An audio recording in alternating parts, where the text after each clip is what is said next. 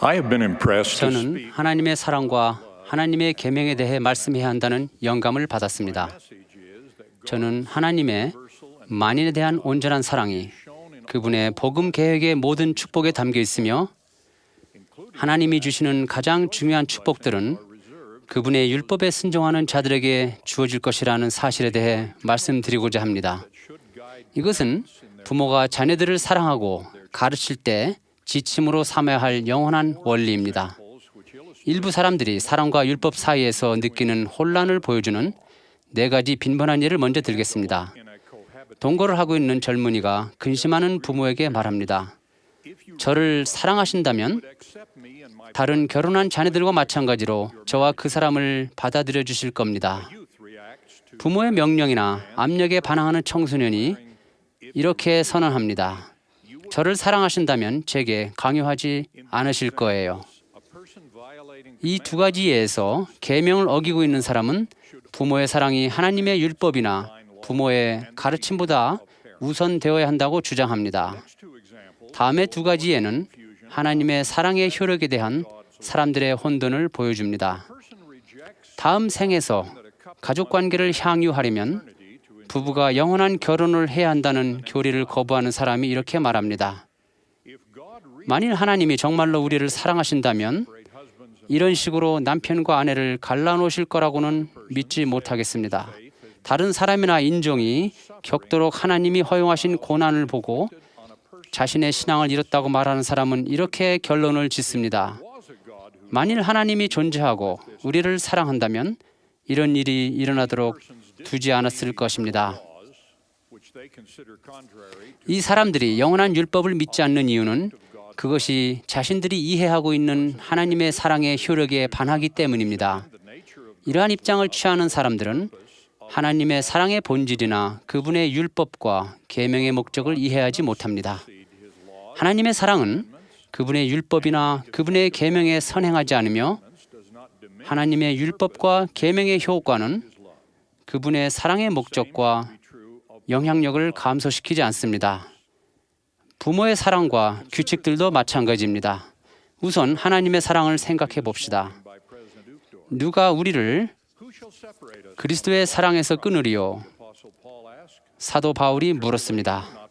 환난도 아니고 박해도 아니며 위험이나 칼도 아닙니다. 그리고 이렇게 결론을 지었습니다.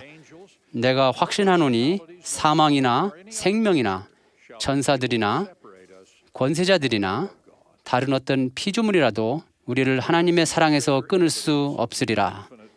하나님의 사랑에 담긴 무한한 권세와 온전함을 보여주는 가장 훌륭한 증거가 사도 요한의 선언에 나타나 있습니다. 하나님이 이처럼 세상을 사랑하사 독생자를 주셨으니 또 다른 사도는 하나님께서 자기 아들을 아끼지 아니하시고 우리 모든 사람을 위하여 내주셨다고 기록했습니다. 하나님 아버지께서 그분의 아들이 우리의 죄를 위하여 무한한 고통을 겪도록 보내셨을 때 얼마나 슬퍼하셨을지 생각해 보십시오. 그것이 우리 각자에 대한 그분의 사랑을 보여주는 가장 훌륭한 증거입니다. 그의 자녀들에 대한 하나님의 사랑은 영원 불변의 본질이지만 그분은 왜 우리를 그렇게도 사랑하시고 왜 우리는 그 사랑을 소망하는 것일까요? 그 답은 하나님의 사랑과 그분의 율법 사이의 관계에서 찾을 수 있습니다. 일부 사람들이 하나님의 사랑을 소중히 여기는 이유는 그분의 사랑이 너무나 크고 무조건적이어서 자신들은 자비롭게도 그분의 율법에 순종하지 않아도 되게 해 주실 것이라는 희망 때문인 것처럼 보입니다. 반면에 자녀들을 위한 하나님의 계획을 이해하는 사람들은 하나님의 율법이 불변하는 것이며 그 사실이 자녀들에 대한 그분의 사랑을 보여주는 또 하나의 증거라는 것을 압니다. 자비가 공의를 앗아갈 수는 없으며 자비를 얻은 자들은 성약을 지키고 계명을 준행한 자들입니다. 성경과 현대 경전에는 사악한 자들에 대한 하나님의 노여움과 율법을 어기는 자들을 향한 그분의 진노에 대한 내용이 반복적으로 나옵니다. 어떻게 노여움과 진노가 그분의 사랑의 증거가 될 수 있습니까? 조세 스미스는 하나님께서는 그분이 지상으로 보낼 영들에게 그분과 같이 발전할 수 있는 특권을 가질 수 있도록 율법을 제정하셨다고 가르쳤습니다. 하나님의 사랑은 참으로 온전하여 우리에게 그분의 계명에 순종하라고 애정어린 요구를 하시는데, 하나님께서는 그분의 율법에 순종하는 것만이 그분과 같이 온전하게 되는 유일한 방법임을 아시기 때문입니다. 하나님의 노여움과 진노는 그분의 사랑에 모순되는 것이 아니라 그분의 사랑의 증거가 되는 것입니다.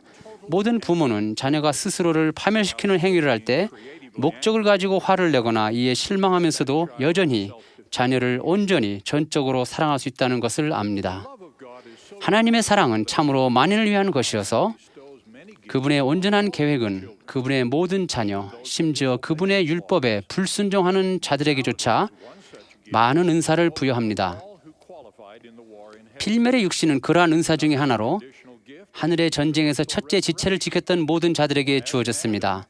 또 하나의 무조건적인 은사는 모든 이들에게 일어날 부활입니다. 아담 안에서 모든 사람이 죽은 것 같이 그리스도 안에서 모든 사람이 삶을 얻으리라. 지상생활에서 주어진 많은 다른 은사들도 우리들이 율법에 순종하는가의 여부와 무관합니다. 예수께서 가르치신 것처럼 하나님은 그 해를 악인과 선인에게 비추시며 비를 의로운 자와 불의한 자에게 내려주십니다.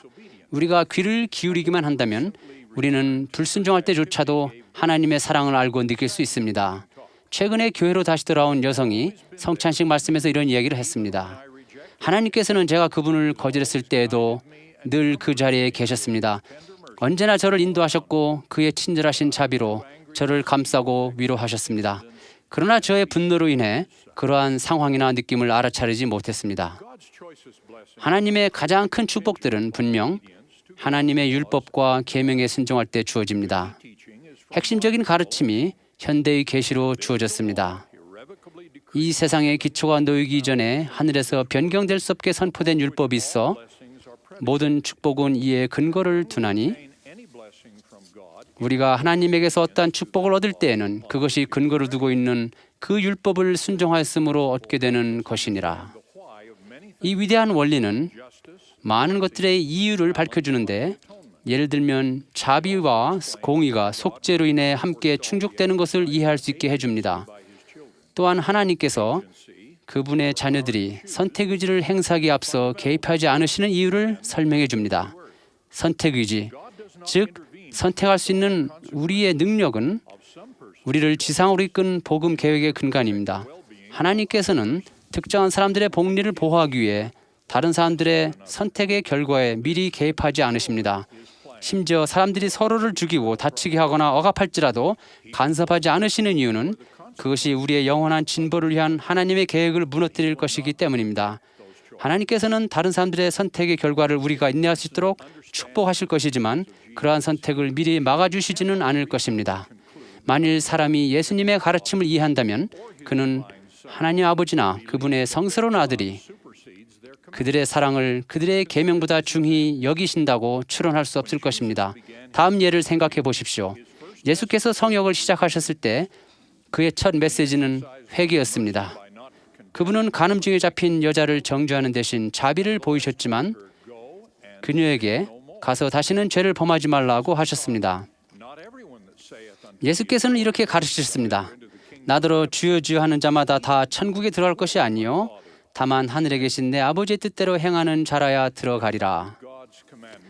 하나님의 계명과 율법의 효과는 사람들에게 만연한 행위나 욕망을 위해 변경되지 않습니다. 하나님의 사랑이나 부모의 사랑이 그 자녀가 율법을 어겨도 괜찮다는 허가를 내준다고 생각하는 사람이 있다면 그들은 사랑도 율법도 이해하지 못하는 것입니다. 주님께서는 이렇게 선언하셨습니다. 율법을 깨뜨리며 율법을 지키지 아니하고 도리어 스스로에게 율법이 되기를 구하며 죄 가운데 거하기 원하며 온전히 죄 가운데 거하는 것은 율법으로나 자비로나 공의로나 심판으로도 성결하게 될 수 없나니 그러므로 그들은 여전히 더러운 채로 있어야 하느니라. 우리는 현대 계시에서 모든 왕국에는 주어진 율법이 있다고 배웁니다. 예를 들면 해의 왕국의 율법을 감당할 수 없는 자는 해의 영광을 감당할 수 없음이니라. 그리고 달의 왕국의 율법을 감당할 수 없는 자는 달의 영광을 감당할 수 없느니라. 그리고 별의 왕국의 율법을 감당할 수 없는 자는 별의 영광을 감당할 수 없느니라. 다시 말하면 최후의 심판으로 우리에게 배정되는 영광의 왕국은 사랑으로 정해지는 것이 아니라 하나님께서 그분의 계획 안에서 제정하신 율법으로 정해지는 것이며, 그 계획의 목적은 우리가 하나님의 모든 은사 가운데서 가장 큰 은사인 영생을 받기에 합당하게 되도록 하는 것입니다. 부모가 자녀들을 가르치고 대하는 데 있어 이러한 원리들을 적용할 기회는 많습니다. 그런 기회들 중 하나는 자녀들에게 선물을 줄 때입니다. 하나님께서 그분의 은사 중 일부를 모든 필면의 자녀들에게 주시고 그분의 율법에 대한 개인의 순종을 강요하지 않으시는 것처럼, 부모는 자녀들이 부모가 요구하는 것들을 모두 준행하지 않을지라도 집이나 음식 같은 혜택을 제공합니다. 그러나 전지전능하고 사랑이 많으신 하나님 아버지께서 그분의 자녀들을 위하여 율법과 계명을 주신 본을 따라 현명한 부모들은 자녀에게 주는 부모의 선물 중 일부에 조건을 답니다. 부모의 기대에 벗어난, 즉 술이나 마약을 하는 10대 자녀가 있다면 그들은 심각한 문제에 직면하게 됩니다. 부모의 사랑으로 집에 술이나 마약을 두거나 집에서 그것을 소비하는 것을 허용할 것인가? 아니면 법률에 나온 대로 또는 비행의 정도에 따라 또는 집안의 다른 자녀들을 위하여 그것을 금지할 것인가? 이보다 더 심각한 문제를 논하자면, 성인인 자녀가 동거를 하고 있다면 결혼의 테두리 밖에 성적인 관계의 심각성으로 인하여 이 자녀를 모든 가족 관계에서 제외시켜 전면적인 가족의 반대를 느끼게 할 것인가? 또는 부모의 사랑으로 동거 사실을 모르는 채 할 것인가? 저는 이 양극단의 예들을 모두 보았는데 두 방법 모두 부적절하다고 생각합니다. 부모로서 어디까지 선을 그어야 할까요? 이것은 주님의 영감에 따라 부모의 지혜로 해결해야 할 문제입니다. 자녀들을 양육하고 가정을 다스리는 데 있어서 부모가 결정을 내리는 일은 부모가 하는 다른 어떤 행동보다도 하늘의 인도가 가장 필요한 일이고, 그러한 인도를 가장 잘 받을 수 있는 일입니다. 이것은 영원한 일입니다. 부모들은 이러한 문제로 씨름하는 동안 주님께서 우리가 잃어버린 양을 찾기 위해 99마리의 양을 두고 광야로 나가야 한다고 가르치신 것을 기억해야 합니다. 몬슨 회장님은 냉담 또는 무지의 광야를 헤매는 우리의 형제 자매들을 구하기 위한 사랑의 원정을 요청하셨습니다. 이러한 가르침은 지속적으로 애정어린 염려를 하도록 하며 당연히 애정어린 관계를 유지하는 것이 요구됩니다. 부모들은 또한 주님께서 종종 주께서 그 사랑하시는 자를 징계하신다고 가르치신 것을 기억해야 합니다. 관용과 사랑에 관한 연차대의 말씀에서 넬슨 장로님은 죄를 지은 사람에 대한 진실한 사랑은 묵인이 아닌 용기 있는 저항을 불러올 것입니다. 진실한 사랑은 자기 파괴적인 행동을 지지하지 않습니다. 라고 가르치셨습니다. 사랑의 힘과 율법의 권능 사이에 어느 지점에 선을 긋던 간에 계명을 어기는 것은 분명 사랑하는 가족관계에 영향을 주기 마련입니다. 예수께서는 이렇게 가르치셨습니다. 내가 세상에 화평을 주려고 온 줄로 아느냐? 내가 너에게 이르노니 아니라 도리어 분쟁하게 하려 함이로라. 이후부터 한 집에 5사람이 있어 분쟁하되 셋이 둘과 둘이 셋과 하리니 아버지가 아들과 아들이 아버지와 어머니가 딸과 딸이 어머니와 분쟁하리라 하시니라. 이러한 엄숙한 가르침은 가족들이 하나님의 계명을 지키려 노력하는데 하나가 되지 못할 때 분쟁이 있을 것임을 상기시켜주는 것입니다.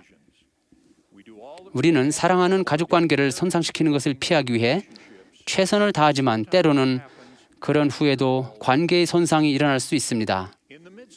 우리는 사랑하는 가족이 탈선하여 우리의 행복이 훼손되는 현실을 견뎌야 하는 압력 가운데서도 서로 간의 사랑이나 하나님의 사랑과 율법에 대한 이해로 결속하려는 끈기 있는 노력은 손상시키지 말아야 합니다.